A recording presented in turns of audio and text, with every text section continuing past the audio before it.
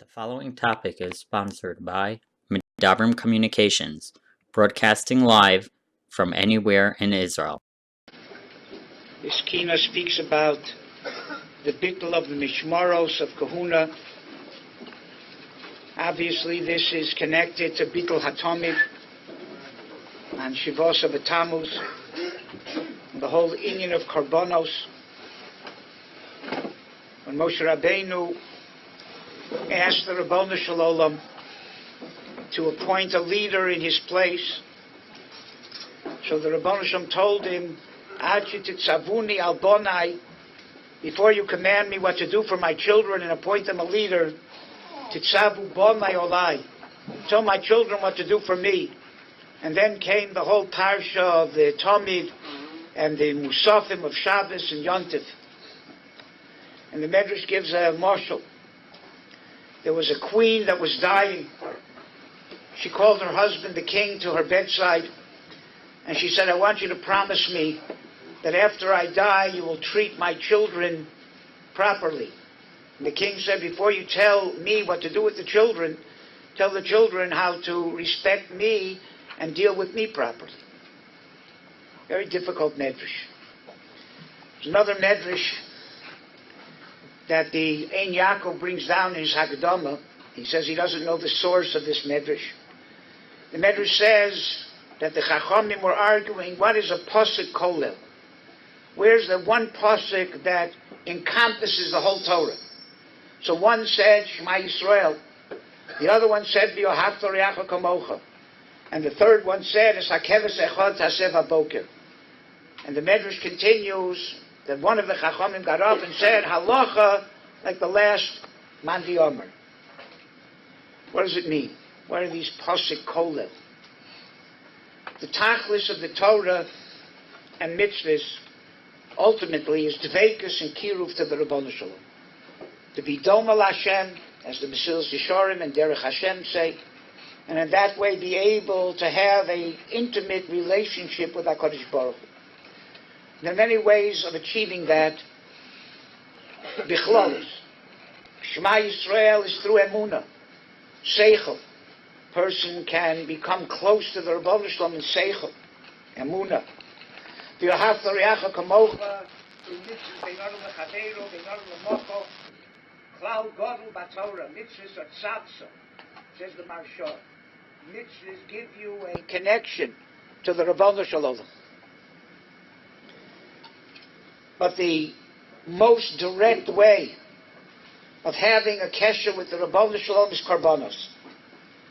As korbani lachmi, Shamshu Poel Hirsch and others say, korbani, if you want to get close to me, if you want to have that dveikus b'Hashem, lachmi, some learned, and it's Siv and others, lachmi, just like lechem, connects the body and the soul, so too the karbonos connect the Ribono Shel Olam to Klal Yisrael. Rav Shamshu Poel Hirsch says a different idea. Lachmi is take every physical, material thing in the world and dedicate it to the Ribono Shel Olam and serve him with it. Li'ishai, says Rav Shamshu Poel Hirsch, in order to do that, you have to do it through the Eish HaTorah, through the purity of Torah and the light of Torah. Torah has to guide you in how to dedicate everything to Hashem. Reach nichochi, and if you do that, then that brings tremendous nachas ruach to the Ribono Shel Olam and is the purpose of life. Moshav Matityahu says when it comes to karbonos, bringing a keves represents the fact that we are part of God's flock. A par takes all of human endeavors, like the par works and produces all of our human endeavors, and we dedicate them to Hashem. An ayil goes in front of the flock. It's a dugma. It's a representation. It's a model for all the rest of the world. A mincha soles and shemen is to take all the gashmiistic things in the world and dedicate them to Hashem. And niskei yayin is that all this dedication could be a yoke, but it's not. It can be tremendous simcha to be able to live a life like that. And with all of this, we always bring a seir. for a chatas, because we never reach the ideal. We're always striving towards the ideal, but there's always something missing. So we bring a chatas to be mechaper on that which is missing. And all of this is tamid. That is the most direct way of having that kesher with the Rabbanu Shalom. What is the purpose of a manhig? Why did Klal Yisrael need manhigim? Because the manhig reminds them that there is a shepherd, and the shepherd is the Rabbanu Shalom. Except they need a physical manhig to remind them of that. So before you command me what to do to Klal Yisrael to appoint a manhig, make sure they understand the purpose of the manhig, that they want to get close to me, they want to have a relationship. Then the manhig will be successful. Same thing with the mashal. The king told his wife, you can command me to take care of our children and I'll do it because I have to. But if they create a relationship with me, then I'll be doing it for a different reason. I'll be doing it because I have a relationship with them. It's much better. Bisman Hazeh, we don't have karbanos, but we have tefillah. And tefillah comes in two ways. One, the dynamic tefillah, just like the korban, it's korboni lachmi. It connects all of the worlds, the spiritual world, the physical world. Like bread connects the body and the soul. That's one kind of tefillah. But Chazal say, miyom shenechra beis hamikdash, ninalu sharei tefillah. That kind of tefillah has been minimized. It's not completely gone, but it's minimized. But sharei dmos lo ninalu. Sharei dima lo ninalu. There's another kind of tefillah. A tefillah that's not dynamic, but just the opposite. Tefillah where I come to the Rabbanu Shalom, I say, Baruch atah Hashem. You, Rabbanu Shalom, are the source of all bracha, not me. Atah, it's you and not me. That's why when we say Baruch, we bend our knees, as if to say, I don't have a leg to stand on. And when we say Atah, we bow, as if to say, I'm nothing. It's you. But when we say Hashem, we stand up straight. Why? Because without you, Rabbanu Shalom, I'm nothing. But with you, I can stand up straight. That's the kind of tefillah, the passive tefillah, where you say, Rabbanu Shalom, Rifa'enu Hashem, I'm not asking. I'm making a statement. If you heal me, I'll be healed, and if not, I can't be healed. And so too with all the other tefillahs. How important is tefillah, and how do you have to do it properly?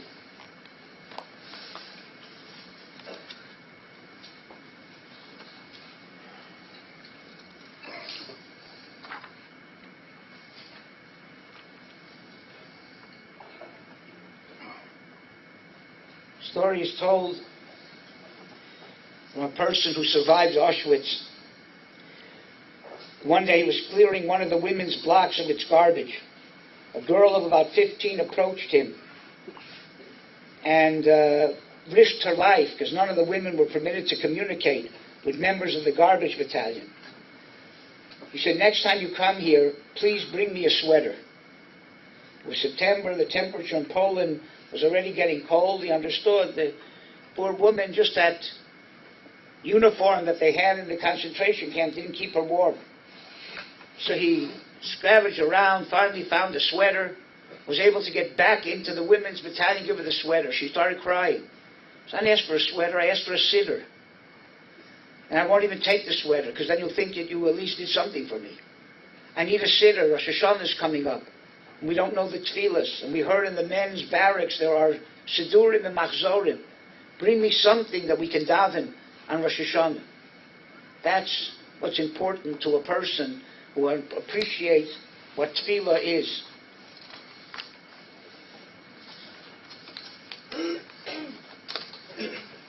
Right, David Kaplan brings down some interesting maisim over here.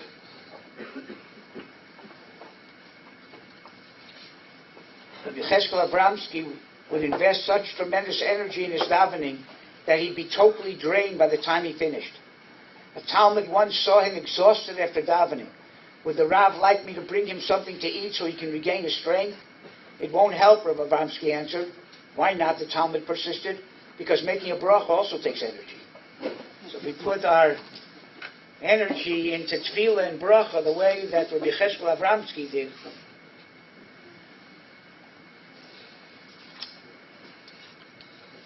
an Avrech in dire financial straits went to speak to a Rav about his problem. I want you to go to the coastal and speak to your father, the Rav told him. The Avreich went. In the middle of his davening, he felt a tap on his shoulder. A very distinguished-looking gentleman was standing there, and he seemed to be in a hurry. Look, he began, I pledged to give $100,000 to a needy family during my vacation in Israel and never got around to taking care of it. My plane leaves very soon. Do you know someone who could use the kind of cash? To make a long story short, the Avreich ended up with the money. When the other Avreichim in his kollel found out what happened, they all went to the kosel. Sure enough, one of them got a tap on the shoulder. It was a poor man asking for tzedakah. None of the others were even tapped. Why are we different than our friend who was so fortunate? They asked the Rav the next day. He smiled because he went looking for his father, and you went looking for a tap on the shoulder.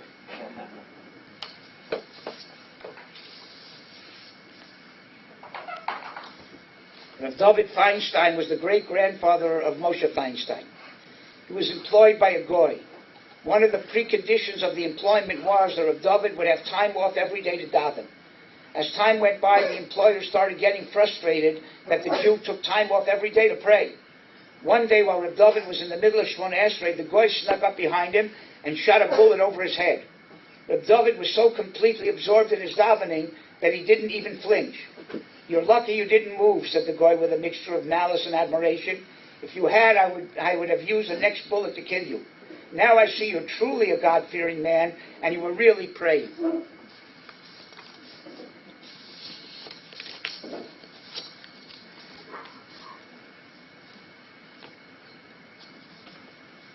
One of the Maisa here, I'm going to the whole thing. A little boy said that he was waiting in the Seder for the part that it says, Vanitzak el Hashem. He said his Rebbe had told him a Maisa that happened, that a person was in dire straits.